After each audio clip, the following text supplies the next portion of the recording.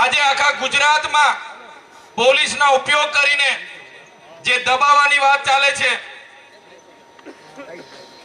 જે એમને ખેડૂતોને રીસર્વેના નામે જમીનો પચા પાડવાની વાત ચાલે છે, મગફળી કૌભાંડની વાત હોય, ડાંગર કૌભાંડની વાત હોય, નકલી કચેરીની વાત હોય, નકલી અદાલતોની વાત હોય, નકલી આઈએસ આઈપીએસ ની વાત હોય, તમામ મોરચે આજે અમે માત્ર 4 ધારાસભ્ય છે પણ વિધાનસભામાં આખા સરકાર સામે અમે ઝૂક્યા વગર લડીએ છીએ। ત્યારે આપણા ગોપાલભાઈને એકવાર આપણે વિધાનસભામાં પહોંચાડી દઈશું, એ દિવસે આ ભાજપના સરકારને પણ આપણે છઠ્ઠીનું દૂધિયા દેવડાવી દઈશું।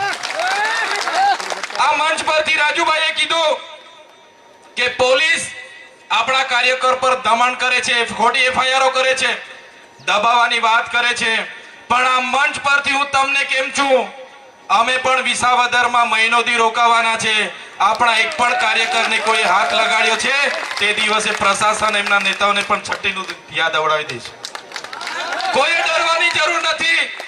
આ એમનો સાયકોલોજી ડર છે એને કાઢવાની જરૂર છે। મિત્રો, આવા જ વિડીયો અને શોર્ટ્સ જોવા માટે આજે જ અમારી ન્યૂઝ રૂમ યુટ્યુબ ચેનલને સબસ્ક્રાઇબ કરો।